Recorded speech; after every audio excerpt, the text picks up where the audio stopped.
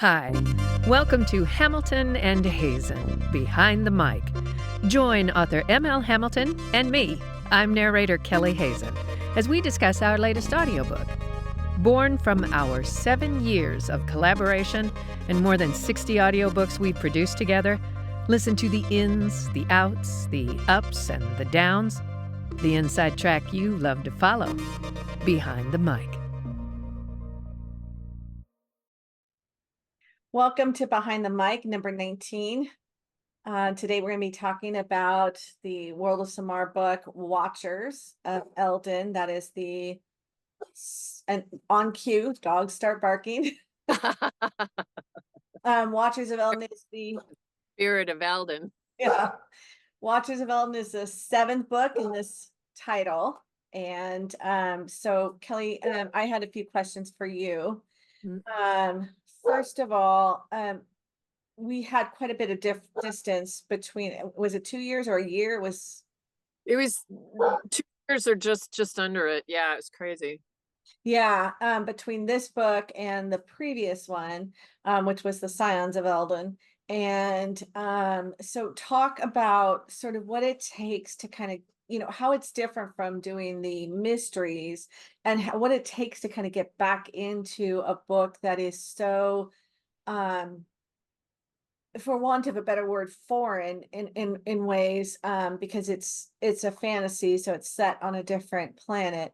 What does it take to kind of get back into that, and kind of what was the reason for the delay?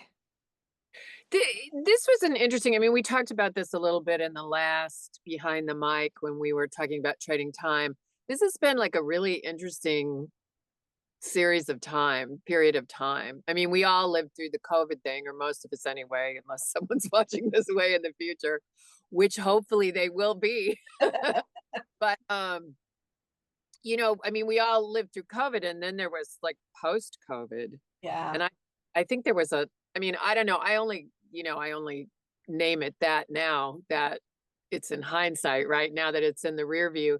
But I went through a couple of years, or at least a year, where I felt like I had been working so hard and just really pushing hard to, make this business a success and sell audiobooks and feature the small, I don't want to call it stable, but small group of clients that I work with, small group of authors that I work with, because we work together to sell these audiobooks. It's not, record it like one and done with me.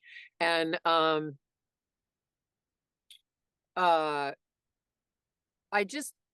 was just like a year of not what's the point, but I think just from a business perspective, I was looking at the effort that I'd been making, and I was trying to understand if it was actually selling audiobooks, and and could I, if I wasn't selling audiobooks, if it didn't balance, then what was the amount of effort I should be putting into it in order to successfully achieve whatever it was I wanted to achieve, which, might be presence in the marketplace. I mean, that doesn't always translate into dollar figures, but it does translate into what is the word, into perception. Mhm. And and as people in business like to say, perception is reality, right? If people perceive you to be a major player, then you're a major player, whether the whether the numbers say it or not. So whether, or and and if the numbers don't translate into actual income, there's still tangible value in that. So that was kind of like where I was now. So, and a number of authors, I mean, again, you discussed in our last Behind the Mic what was going on in your life and what kind of made you less productive, or less fighting to be productive against all of the many streams that were flowing in your life. The same that was true for a number of the authors I was working with, they just, you know, at the same time that I was pulling back, sort of kind of going, wait a minute, um, several of my authors were not, you know, they just weren't, there wasn't the content for me to record. And normally I would take that opportunity to go into your back catalog and, you know, what haven't we gotten? So it was, the situation was rife to finish World of Samar. And so now we talk about this series. This series is an incredible commitment Yeah. from me Yes. and from our studio. Emotionally, there's just the books are longer. Yeah. And so it's a time commitment. It's just a time commitment in this one world. When we start to record a book, we don't like to take time off. We try very hard to record straight through, which with a longer book can be grueling and can be in opposition to where, you know, to life. And, you know, the little things, the little commitments, the little obligations that people have in their lives. And being willing to just set aside that chunk of time again, because one of the things we discovered, and if you go back and listen to the Behind the Mic for SCIONS of Eldon, is you and I both thought SCIONS was just going to be kind of like, okay, it's the transition book. Because Spirit of Eldon was, it's huge in the series. What happens? I mean, it's epic fantasy, right? So they're all epic, but it was mythic in terms of the series. And so we kind of thought, okay, we'll do SCIONS and it'll be a cakewalk. It wasn't. It was a very powerful book. Now, looking at that all, I wish if I was going to take a 2-year break, I'd done it after Watchers instead of before Watchers, because SCIONS and Watchers of Eldon are like, you know, it's like you tell a story that's almost a microcosm, or and maybe it's the direction the series is going in as we begin our work on followers. So and then after we did SCIONS in 2022, I read Watchers immediately. Right. And didn't, and then all of a sudden we were gonna, well, not all of a sudden, but we went, okay, let's record Watchers. And I was like, okay, I got to read this all over again. And which was a good thing. You know, I don't know. It's funny because I did read it in 2022. I don't know why I let myself stop, but you know, that's why, you know, that's how people are. People are crazy. What can I say? Crazy is as crazy does. So, well, you know. I think it speaks to the fact that it's an art. It's not a Factory job. Yeah. That. And so it requires a level of presence and attention that if you were just turning out cogs in a factory, you wouldn't need, right? And not to disparage people turning out cogs in a factory, but art requires sort of a mindset and a space in your brain in order to be able to be that creative person that. I mean, I know people that they work a job and they have intentionally chosen a job that they leave at the office, you know? They don't live to work that job. They don't love their job. There's something very attractive about that too, you know? It's and they use the money from their job to fund the stuff that they love, you know, whether travel, skiing, or, you know, whatever. Those of us that have chosen to make a living through their art, and I think that's probably one of the, I don't know if it's one of the downfalls, but it's certainly a challenge of a capitalist economy, is that when you choose to make something you love what funds your life, it's, I mean, it's almost like a split personality that one requires. It is. Yeah. So one of the things that I think is unique about this series, and I know we've talked about before, we even had Bruce on to talk about doing the soundscape, but is it requires, we've taken it and made it more of a multi-sensual experience. And one of the things that was interesting, and because I had written the book so long ago, so you talk about taking a 2-year break. Well, I think these books came out like what, 10, 15 years ago. I had forgotten that there was a language that I had invented for one of the people, new people that we meet in this book. And I'm not going to give away much about it, but you had to interpret that language. And you took a unique approach. And it wasn't, I'll be honest, it wasn't what I had thought when I heard it. I thought, oh my God, this is brilliant, because it wasn't what I had thought or I had expected. But you took that interpretation and you brought it forward and gave your own spin on it, and it was brilliant, and it added so much to and it really did make it seem, I think that's what I liked about it most of all, is it really made them seem alien and different. And yet there was this attempt to try and bridge that gap between our main characters and these humanoids or whatever that they run into. And so talk about that. What made you take the choices you made? Why did it, what was the catalyst for making those decisions? This is another, I think this might be one of the gifts of waiting 2 years, and do you think we give anything away by saying it's the Wren people? No. This is the new society, the Wren and the Delphi.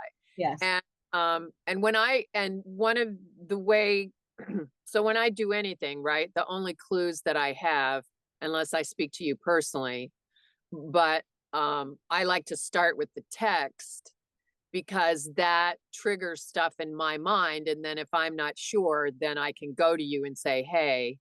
But it's always good for me creatively to start with what I imagine, then trying to talk to somebody and say, okay, what is it you're imagining? Although that's a perfectly relative play or valid place to start as well. Yeah. But anyway, that's not where we did this. But 2 years ago, so the main character, Tyla, she's Tyla and Jarret, right? It's a continuation of their story from SCIONS. And Tyla's now the leader of the Tamaran, which we knew would happen at the end of SCIONS. She says a thing about the language. So I have so you actually write the words they speak, words, right? Which it's not always words. The Orahim were completely different, right? Yes. Way long time ago in the first part of the series. And then Tyla, so I'm looking at what you've written, and then and then Tyla says, no, you can hear the pattern that tells you it's language. You just can't understand the words. So theoretically, I mean, what that says to me is this is a foreign language. It's some foreign language that, is a foreign language. But that says to me, I mean, you can understand that it's words, which you can't necessarily understand its words, right? And and when I looked at what you wrote, it almost looks like Spanish, and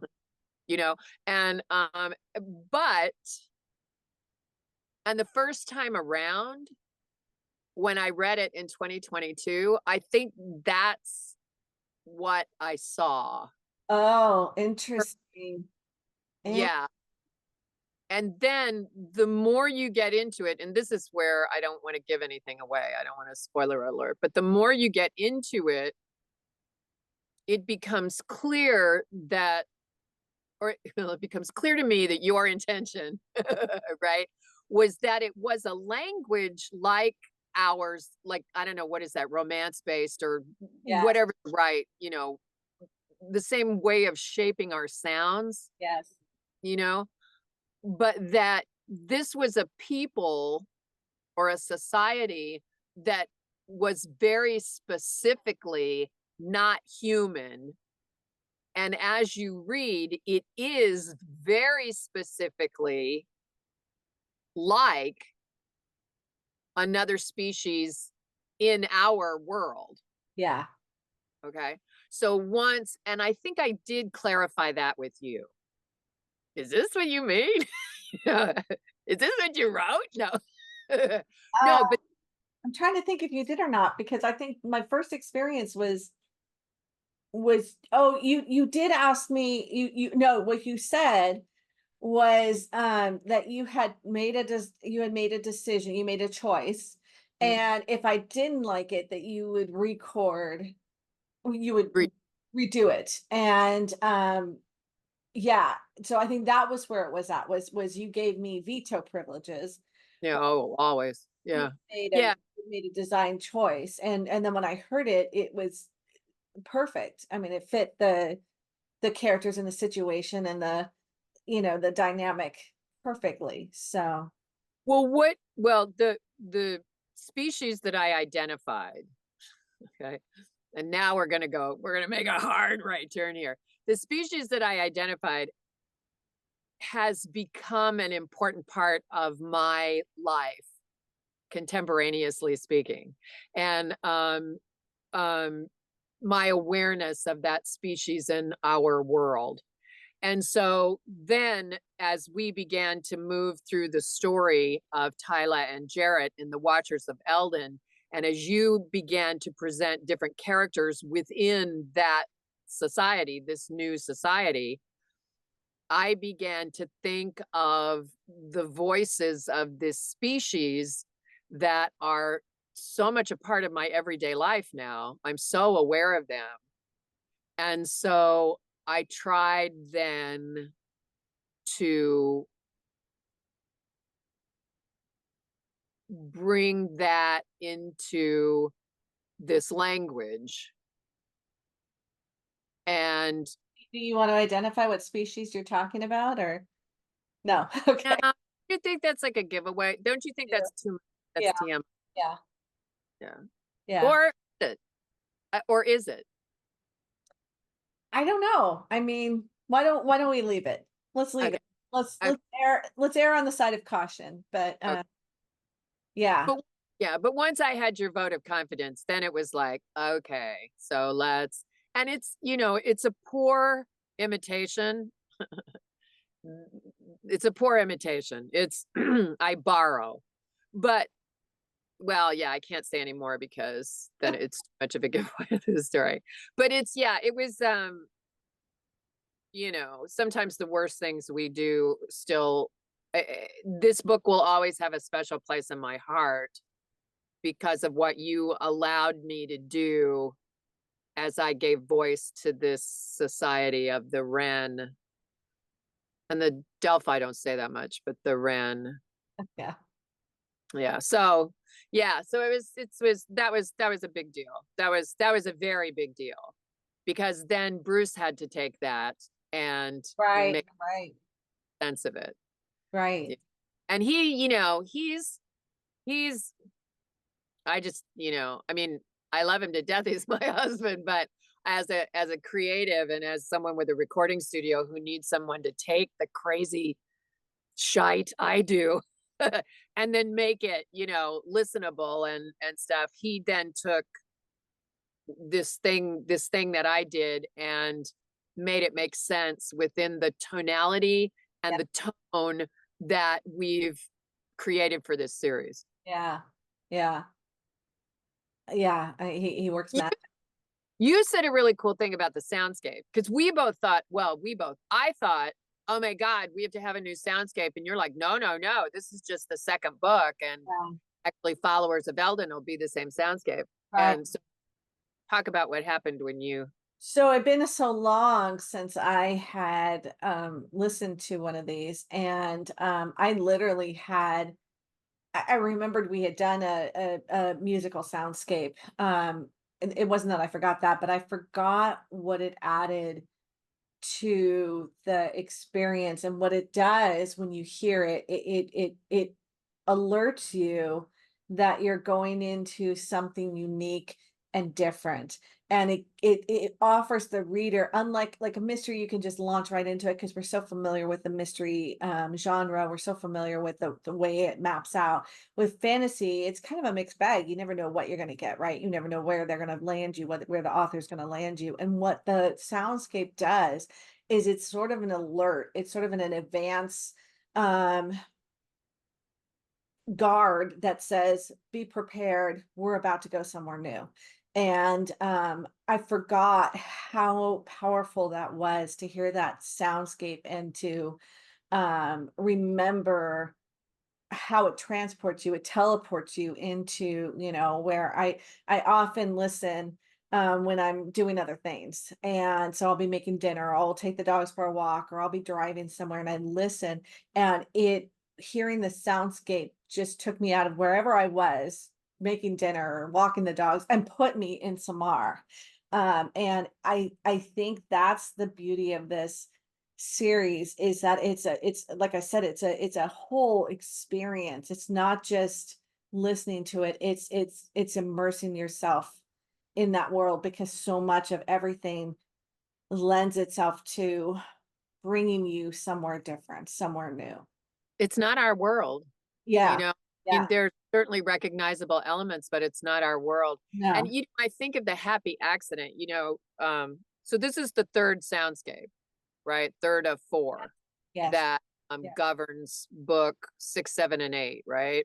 Yes. And I remember way back when we first started recording these, we had a big conversation about, and Bruce is like, yeah, yeah, yeah, yeah, yeah.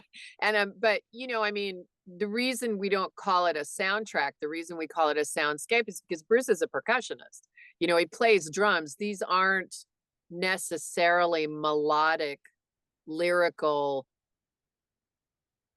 music theme based. Yeah. They're based in all kinds of different percussion instruments, and which is so, and I don't think we even, I mean, that was sort of almost a limitation at the beginning, well, there's not going to be any love theme from Samar, but uh, but oh my God, it's so much better. It's so, anything else would have not been appropriate. This is so right. It is. It is. Yeah.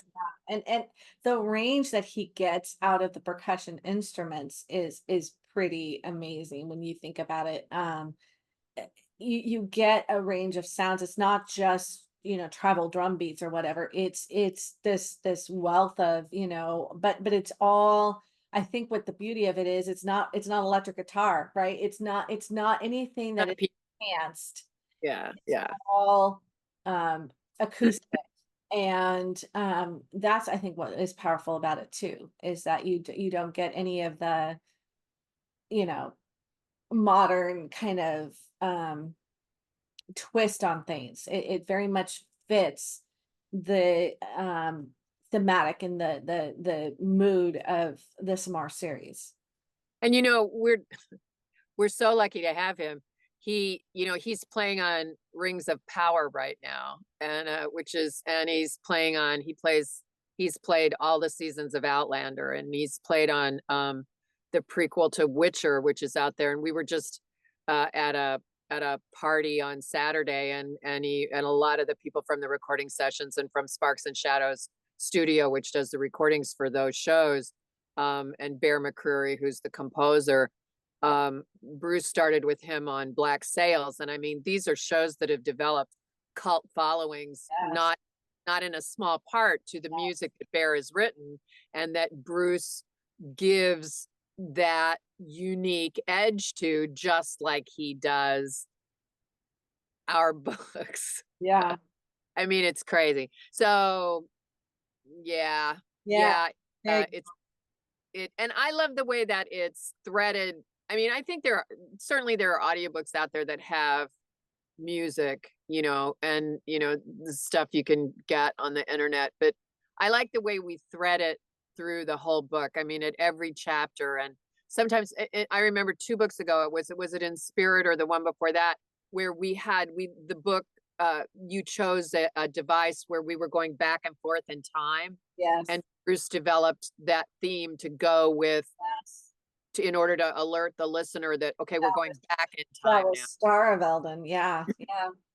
Yeah. So yeah, I can't say enough about, I mean, No, I've said, right. It was Spirit. You're right. It was Spirit. yeah, Spirits. Yeah. Yeah. Yeah. Yep. Okay, what's next? I think it's your turn. What do you have? Oh, there's one of the things that I love about where we are now. It started in Zions and it's continuing in Watchers, and I can tell that it's continuing in Followers because the Followers of Eldon, because I've started reading that now. And just to put a period at the end of the sentence, because of that 2-year gap, and I just feel like I personally did such a disservice to the series. I mean, we have had people clamoring, Yes. and that series was best science fiction, best fantasy series, like year after year after year. And it kept winning awards. And who knows now, if it will pick up where it left off.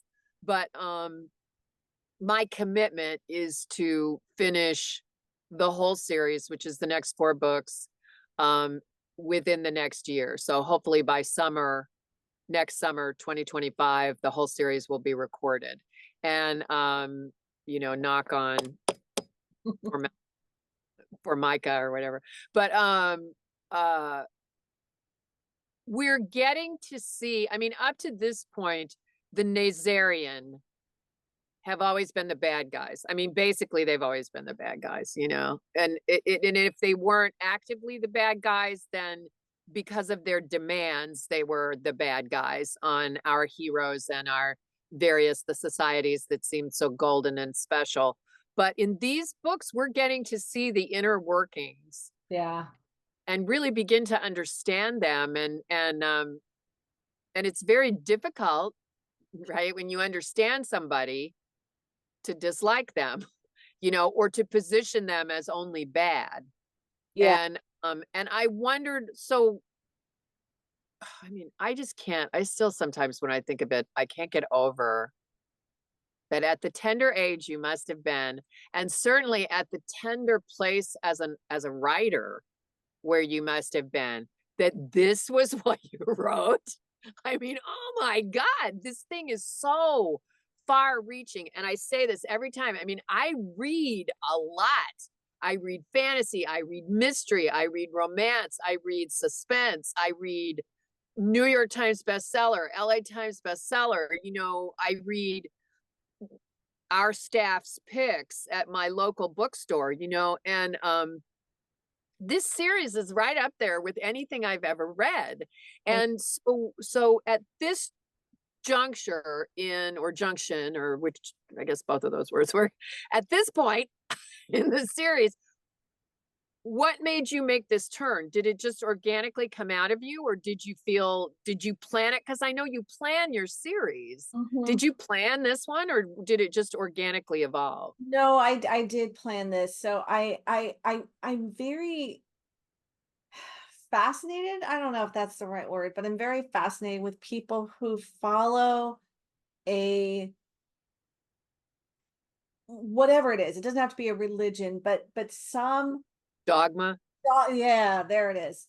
Some dogma, and they let it become their guiding force, and no matter what other things are brought before them, they don't break faith. And they stick with that dogma, and it happens over and over and over again. And again, I mean, the easy way to say is it's a religious thing, but that's not even accurate, because you have these, cults where people, follow certain belief systems, and they indoctrinate it so into their very essence of who they are, their identities.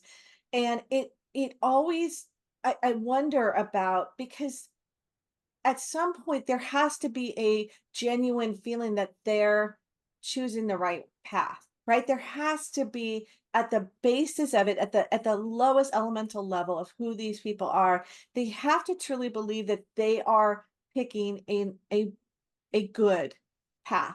And so to paint with broad brushstrokes and say that anybody who follows a certain dogma to the exclusion of all else is just evil, that's I think doing a disservice, right? Because at some point these people were convinced that this was the way forward, and that's what the Nazarene. So I always intended it, because their purpose deviates so from what their prophet, if you will, Eldon, had set up for them. They deviate so far from that And um how does that happen, and how do people become where they follow something yet know there's a part of them that knows something's not right, something's not adding up, and yet they still, it's like their whole identity is so tied to this that they have to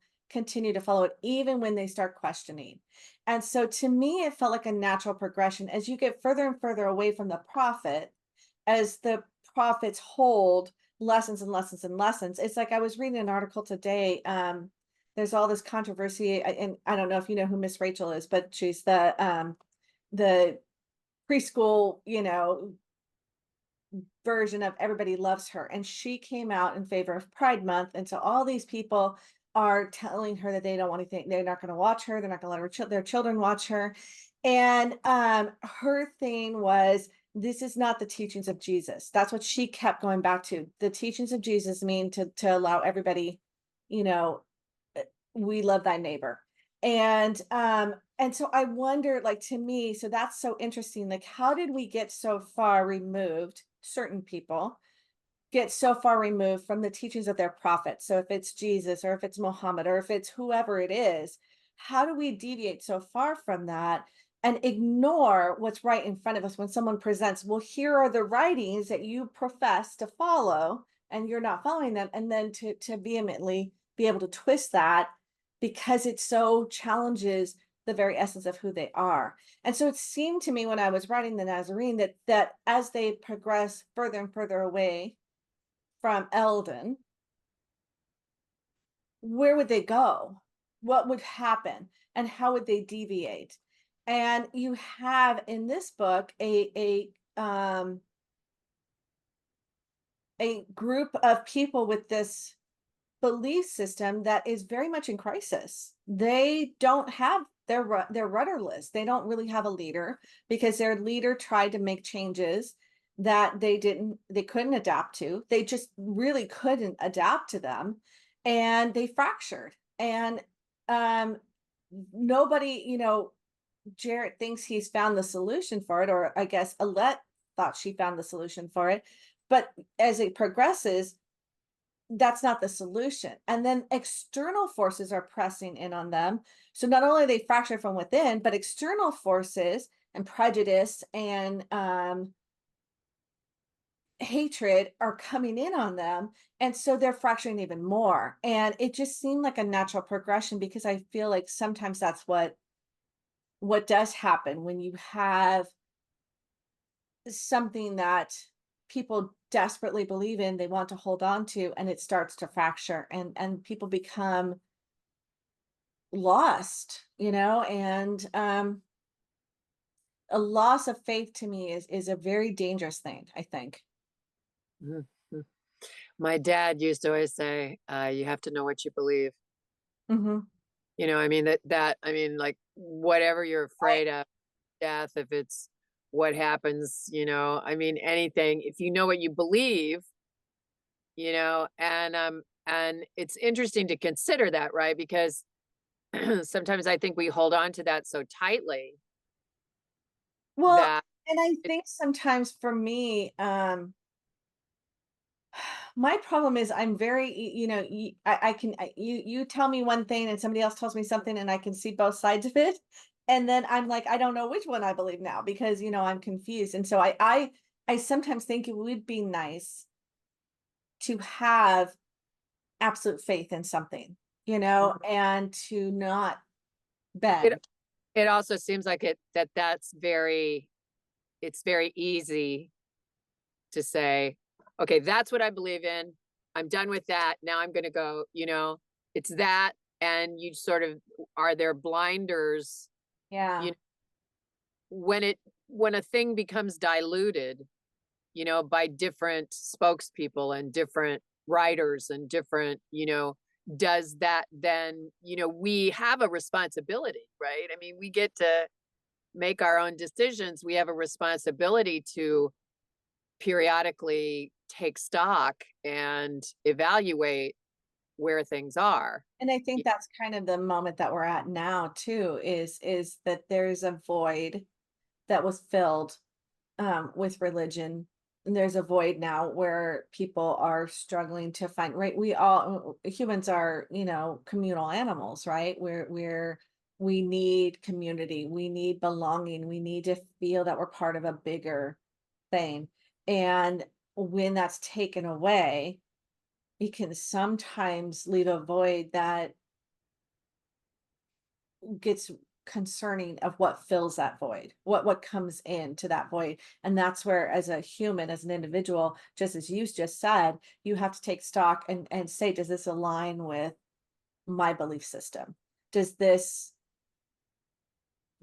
something I can live with and promote? And like you said, even if it comes on to death, or what is it that what is I can accept? And I yes, 100%. And I also, um, in our culture, we have never, I mean, we're a two-party political system. Mhm. For the longest time, we were a two major party religious Yeah, world, you yeah. know, and there is no active effort to for our youth to learn what all the various belief systems are out there, right? So that they can choose what's best for them.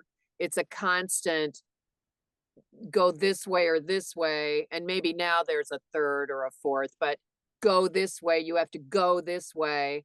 And if a youthful person chooses that way and goes that way, or is forced into that way and then finds it lacking, they have no road unless they begin to explore, take the personal responsibility to explore. They have no idea, they're left adrift. It's yeah. Spirit, Oh you yeah. know, yeah. No, it's very interesting. It's fascinating. I mean, and sad, and It is, because there is a lot to be said for having a communal belief system, for having um a community. yes, having a You know, community. I mean, whether it's based on a belief system or not, just, I mean, even in the science of it, if you want to just apply science, the people that live longer are the people that have a community that they stay attached to into their later years. And And I think what's so frightening now is that there's no dialogue between it's like you talk about the polarization. There's no dialogue between them. There's no we can hear each other out, and we can, I mean, on either side, to be quite frank with you, on either side, there is no willingness to have a dialogue and to hear what the other side is saying and to hear their concerns. And I think what we would find is, in at the basic level, we all fear and are concerned with the same things, right? We're concerned with our families. We're concerned with providing a wholesome, healthy environment to raise our families and to live out our lives and to have peace. I mean, and I think if we were to hear each other, there might be some meeting ground. But at this point right now, it's become such a screaming into the void, that it's daunting to think how it could be solved. And I think that then when you have a situation where it kind of brings me back full circle, where somebody steps forward and says, I have the answer, I am the prophet. It's like, thank God there's an adult in the room, right? And the temptation is to go wholeheartedly in that person's direction, because it seems like there's somebody who's going to lead us out of the darkness. And that's tempting, right? That's and that's kind of where, to circle back to the book, I think I was going with this is, you know what happens when when that person steps forward and says, I'm the one to lead you out of the darkness, but then you don't want to go that direction because it's so vastly different from what you've ever known. And that's what happens in this book with the Nazarene. And it continues on into the next book, is that somebody did step forward and say, here's the way forward. And they were like, yeah, no, thank you. You know, we don't want that way forward. That is not the way that we've always done things in the past. Um, and he even admits in the book, I pushed him too fast. I wanted to accomplish it all at once, and it had terrible consequences. And so, I think it was just kind of a study of humanity and where we go, you know, in those kinds of situations. I love that it's kind of a foreshadowing in Watchers. Yeah. It's a foreshadowing of what now will be unfolded in Followers in the next book. There's another sort of philosophical theme that I found and the only other place I've ever seen it discussed is on Star Trek. Mm. Is this, what are our responsibilities as a developed society? What are our responsibilities when we come in contact to a more innocent, beginning, developing world? What are our responsibilities? Do we just go in whole hog and, give them guns and give them, there is an element of that in the Watchers of Eldon, and I wonder how you approached that. What were you thinking? Was that the natural?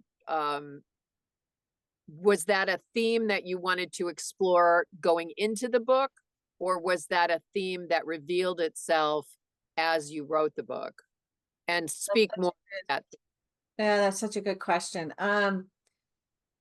A lot of times something reveals itself as I'm writing the book. There's an epiphany comes about, but I think it's always been something that's kind of played in my mind. It's the prime directive, right? You don't, from Star Trek, you don't interfere with the culture, even if it means that bad things happen. And I've always struggled with that. So I think about the nature, the biologists that go out, like Jane Goodall and whatever, and they observe the animals and they see one that's wounded and they don't intervene to get it help or whatever. And to me, it's such I get it on an intellectual level in my brain. I'm like, yeah, I get that. You're not going to intervene. You're not going to change this, but as a emotional human, I'm like, but that's a baby, let's take it, you can fix its broken leg and put it back out there and it would survive, but you're gonna let it die, and it dies a horrible death. And so it's always bothered me that what do you call it, like conundrum of how do you just turn a blind eye to suffering when you see it in order to preserve what's in front of you. And I think with this, they get to this place and they see something that could be prevented from happening, and they take the choice of acting on it, and they provide them with a means to end the threat. And well, it's not even they, but Tyla is the one who questions whether they should be doing this and intervening here. And I think it's just, and I don't think I gave an answer to it. I think they leave it kind of like, well, we've done what we've done, and what can we do now? And I don't know that I have an answer to it either. I still don't know, the prime directive on paper looks right.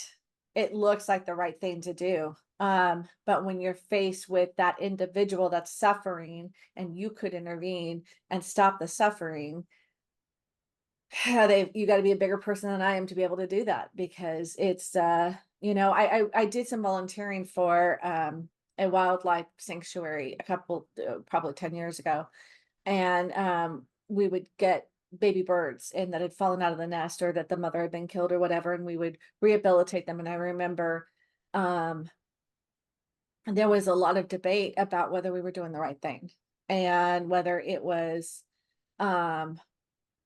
intervening where we shouldn't be, that nature had come in and made a decision, and then we went and we took it out of nature's hands. And there was a lot of hand wringing back and forth about whether it was the right thing to do or not. And one of the ones I specifically remember is there was I think they're called cowbirds, and they're the ones that they go into other birds' nests and they throw the eggs out, and then the parents feed that bird. and they had rescued one, and there was a lot of people who felt like we should have let it die, and they nursed it back to health and set it free. And I don't know that I had an answer even then, of whether we were doing the right thing or not. It is interesting, isn't it? I mean, I think we're seeing the ramifications of it now. You want to talk about, or just, I'm thinking about the Constitution, the United States Constitution. And I mean, when those men did what they did, and you can dig deep and find selfish reasons and all the reasons, but I think at the heart of it, and this is supported by things that were written, letters and recounts of that time, authentic recounts of that time, that they were trying to put together a document based on what happened to them, Yeah. that would protect this country that they were trying to put together, right? That at the time had 13 Right. states. And they in a lot of ways, and I have always thought that a lot of what they wrote was based on honorable people, Yeah. but then again, you could argue that, some of them were not honorable, some of them in terms of, economically, the way they used Africans to Yes. work the land and stole their lives, and and but that document, even now, or as we're finding out now, there was no way they could have thought of everything. Right. And perhaps the worst thing they did was that they made it very difficult to change that document, except they did that because of the experience that they had been under that generated the need for that document in the first place. Yeah. And, and I mean, it's like the Prime Directive, right? I mean, you can't know how a society is going to evolve When you can't possibly know how a society is going to interpret, right? What you've laid out. You may have thought. I mean, I can't get a text right. Yeah. So, Well, no, but that's a really good point, though, because how many times have you sent a text out thinking that you were very clear, and that somebody interpreted it a different way and were either upset or misunderstood, and it was not at all your intention, but because of the way what they bring to the table, it came out a different way. And so I think that's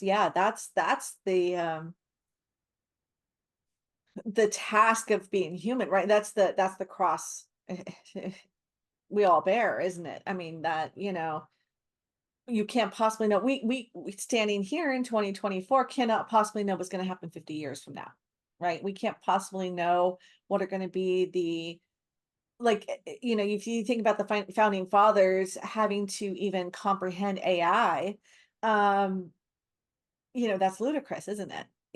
And yet that's a very real threat to humanity now. Potential threat. Yeah. Yeah. Right. Yeah. It's, I have often thought that the person that says I have the answer is the one that you should fear. Yeah. Exactly. Yeah. Yeah. It well, and I think what I've learned as I've gotten older, is that I don't have any answers, right? I mean, I just don't. I things that I thought I knew when I was younger, I don't know anymore. And I don't pretend to, and I think what good literature does, what good movies do, what good music does, what good art in general does, is it presents to you, I'm going to lay this in front of you, and now you make your decision based on this. But I'm going to lay this out in front of you and give you all the sides of this. And, and that's what, and really good science fiction, right? And offers that glimpse, um, It offers a glimpse and it asks a question. it asks And the question. it's the answer to the participant, right? To the viewer, to the listener, to the watcher. Right. Yeah. So. Yeah. Bravo. All right. What's up next? So, we mentioned in our last behind the mic that the next Zion is coming out. Can I say something? Yes. For the folks watching, our listeners and our fans, it's very unusual. So this Behind the Mic, we are recording just a week after the last Behind the Mic. Usually it's a couple of months or a month and a half, or, I mean, it can be anywhere from, but rarely is it a week apart. So, but that was another one of those things that fell through the cracks. Oops. But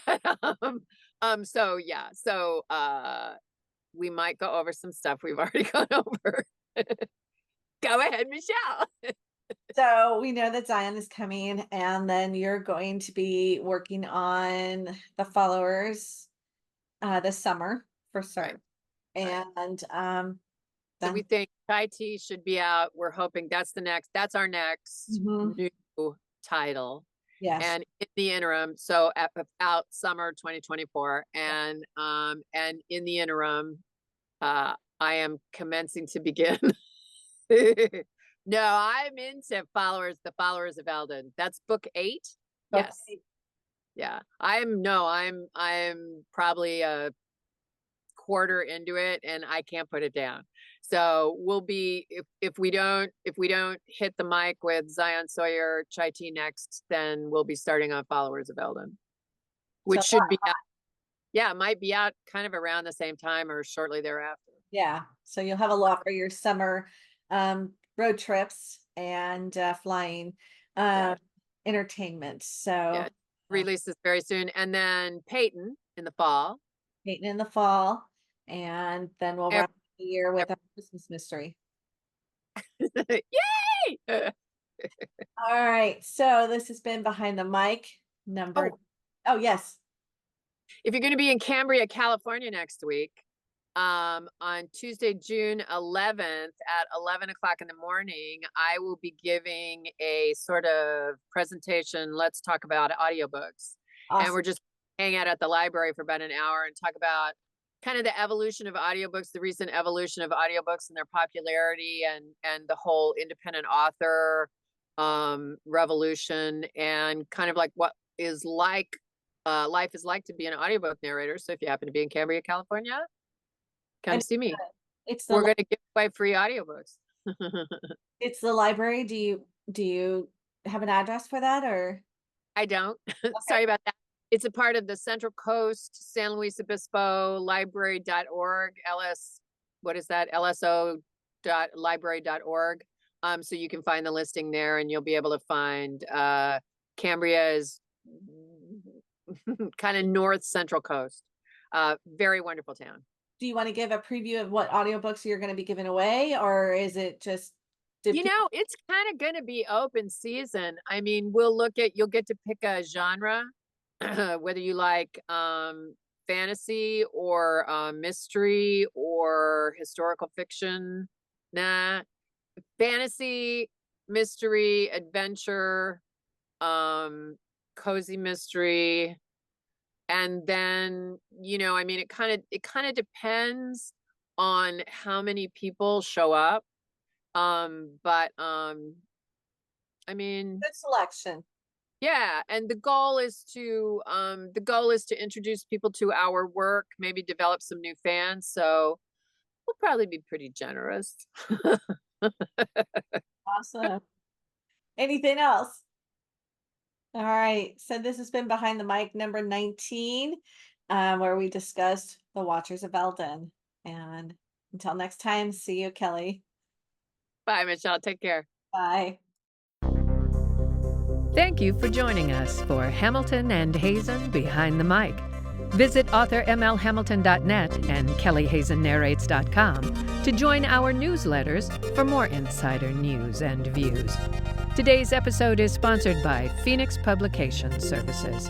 PPS, Digital Shepherds. Let us ignite your writing goals.